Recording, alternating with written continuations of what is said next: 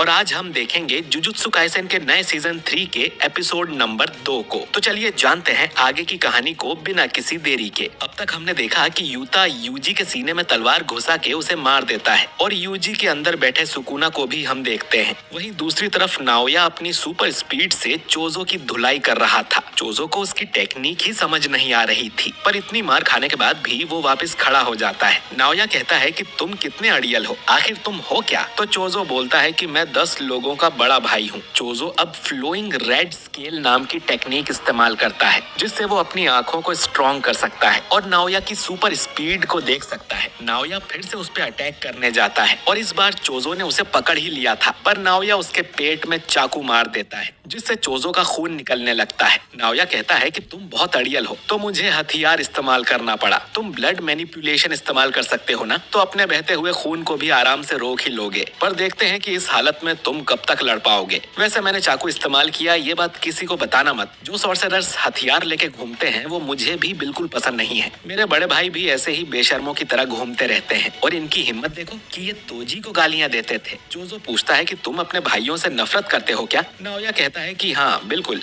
बड़ा भाई जो छोटे भाई से भी कमजोर हो उसे तो डूब के मर जाना चाहिए। चोजो बोलता है कि हो सकता है कि उन बड़े भाइयों की वजह से ही आज तुम इतने पावरफुल हो। एक बड़ा भाई अपने छोटे भाइयों के लिए रोल मॉडल होता है। अगर वो किसी गलत रास्ते पे जाता है तो वो छोटे भाइयों को उस पे जाने से रोकता है। अगर वो किसी सही रास्ते पे जाता है तो छोटे भाई उसे फॉलो करते हैं। हो सकता है तुम इतने स्ट्रॉन्ग इसलिए हो क्योंकि तुम्हारे बड़े भाई कमजोर हैं। तुम पूछते हो कि मैं इतना अड़ियल क्यों हूँ? क्योंकि मेरा कोई रोल मॉडल नहीं है। नाओया की नजर नीचे जाती है कि चोजो का खून तो सब जगह फैल गया था। चोजो आगे कहता है कि भले ही मैं कितनी भी गलतियां करूं, मुझे अपने भाइयों से आगे रहना पड़ता है, इसीलिए मैं इतना स्ट्रॉन्ग हूँ। तभी यहाँ पर खून की बाढ़ आ जाती है। नाओया को समझ नहीं आता कि इतना खून बहने पर भी चोजो जिंदा कैसे है। उसे पता ही नहीं है कि चोजो एक डेथ पेंटिंग बूम है, जो कि कर्स और इंसान के बीच के हाइब्रिड्स होते हैं और ये अपनी कर्स एनर्जी को ब्लड में बदल सकते हैं। जब तक इनके पास कर्स एनर्जी है ये खून बहने से नहीं मरते। नाओया चोजो के ब्लड से किसी तरह भागता रहता है, लेकिन अचानक ही उसके पैर जमीन से चिपक जाते हैं। जमीन में पड़ा खून ग्लू की तरह उसे चिपका देता है और फिर चोजो उस पे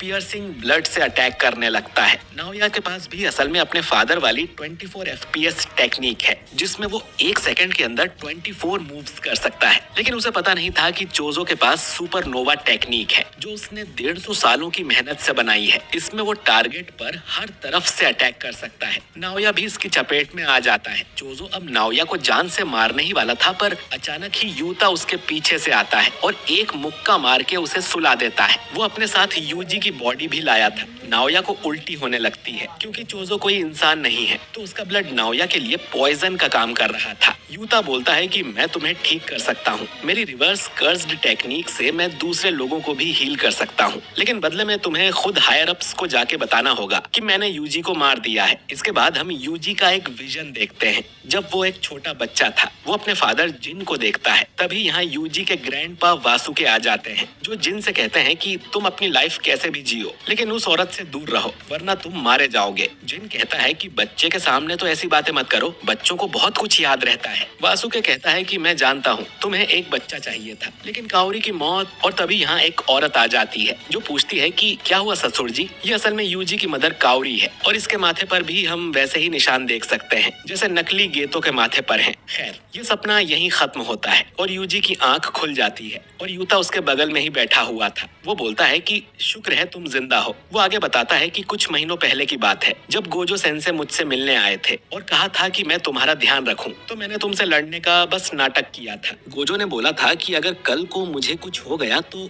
यूता तुम फर्स्ट और सेकंड ईयर्स का ख्याल रखना, बाकी तो हकारी खुद को संभाल सकता है। यूता बोलता है कि आप गोजो सेंसे हो, आपको क्या ही होगा। गोजो कहता है कि खासकर यूजी का ख्याल रखना, वो तुम्हारी तरह ही है, उसको भी एक बार मौत की सजा मिल चुकी है, इसीलिए यूता ने यूजी को मारने का नाटक किया। अगर वो मना करता तो किसी और को उसे मारने भेजा जाता। हायर अप्स भी कोई बुद्धू नहीं है। मैं तुम्हें सच में मारूं इसके लिए मैंने उनके साथ बाइंडिंग वाउ ली थी, इसलिए मुझे तुम्हें सच में मारना पड़ा। यूजी पूछता है कि तो फिर मैं जिंदा कैसे हूँ? यूता बोलता है कि रिवर्स कर्स्ड टेक्निक की वजह से। उसने यूजी का दिल बंद होते ही उसे तुरंत हील कर दिया था। इससे हायर अप्स को दी हुई कसम भी रह गई और यूजी भी नहीं मरा। यूजी के लिए मर के जिंदा होना कौन सी नई बात है। और ज्यादा लोग ये नहीं जानते कि यूता ऐसे दूसरों को हील भी कर सकता है। कभी न कभी तो लोगों को पता चल ही जाएगा, पर फिलहाल तो यूजी दुनिया दुनिया के लिए मर चुका है। यूजी पूछता है कि तुमने मेरे लिए इतना सब क्यों किया? तो यूता कहता है कि जिन लोगों की मैं परवाह करता हूँ वो तुम्हारी परवाह करते हैं। मेरे पास भी एक समय खतरनाक पावर थी, लेकिन तुम्हारी पावर तुम्हारी अपनी नहीं है और इसमें तुम्हारी कोई गलती भी नहीं है। तभी मेगुमी यहाँ आ जाता है और यूजी से कहता है कि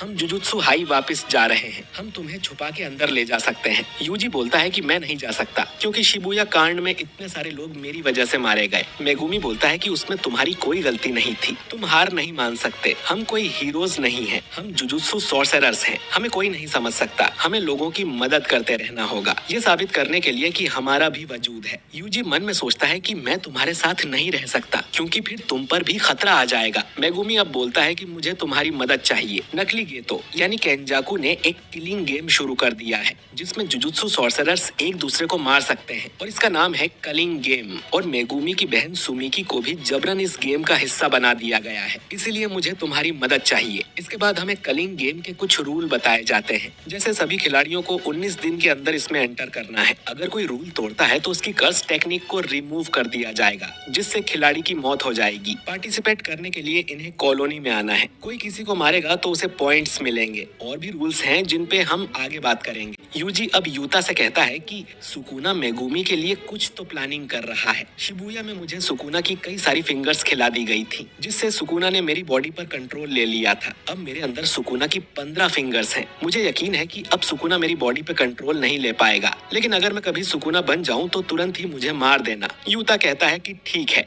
यूजी अब मेगुमी से पूछता है कि अब हमें क्या करना है। मेगुमी बोलता है कि सबसे पहले तो हमें जुजुत्सु हाई वापस जाके मास्टर टेंजन से मिलना है। उनसे पूछना है कि हम गोजो को फिर से आजाद कैसे कर सकते हैं और केंजाकू आखिर क्या प्लान कर रहा है, कलिंग गेम में वो क्या करने वाला है। इन सवालों के जवाब मास्टर टेंजन ही दे सकते हैं। यूजी पूछता है कि मिस यूकी को ये बात पता है क्या? तो मेगुमी बोलता है कि ये आइडिया यूकी का ही है, वो पहले से जुजुत्सु हाई में छुपी हुई है। यूजी बोलता है कि मास्टर टेंजन के बैरियर को हम पार कैसे करेंगे? उसमें 1000 दरवाजे होते हैं जो घूमते रहते हैं और उनमें से कोई एक ही टॉम ऑफ स्टार कॉरिडोर तक लेके जाता है जहाँ मास्टर टेंजन रहते हैं। अगर हम सही दरवाजा नहीं चुनेंगे तो टेंजन से भी नहीं मिल पाएंगे। अब यूजी मेगुमी से पूछता है कि नोबारा का क्या हुआ, वो ठीक है कि नहीं? मेगुमी कुछ नहीं बोलता और अपना सिर झुका लेता है, यानी नोबारा अब इस दुनिया में नहीं है, जो सुन यूजी को बहुत बुरा लगता है। तभी चोजो यहाँ आके बोलता है कि उस बैरियर में घुसने का रास्ता मैं बता सकता हूँ। माहितो ने एक बार वहाँ से डेथ पेंटिंग्स और सुकुना की फिंगर चुराई थी,